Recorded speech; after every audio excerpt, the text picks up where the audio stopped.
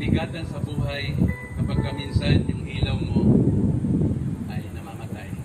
Dahil mo yung ilaw mo.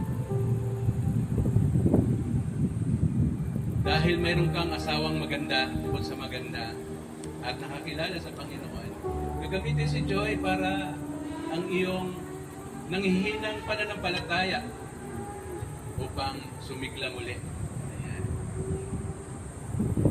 Sa panahon naman na minsan si Joy magkaroon ng mga pagsubok din sa buhay at nabibigat ang lubha sa mga dinadala, minsan namamatay din po yung ilaw na daladala ni Joy. Kaya napakahalaga ng papel ng isang tatay o padre de pamilya. Ikaw din na magsisindi para kayo ay magpatuloy sa buhay. May mga pagkakataon, sige na, may mga pagkakataon na parehas kayong nangihina, parehas na namamatay. Sige, sige. Parehas po namatay. Sige po tayo.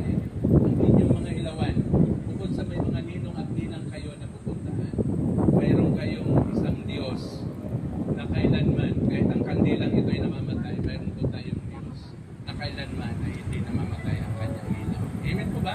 Palakpakan po natin ang ating Panginoon.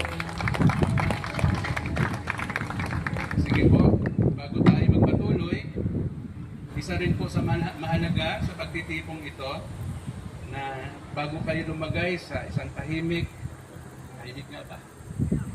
Tahimik na masaya. Ayan. Kasama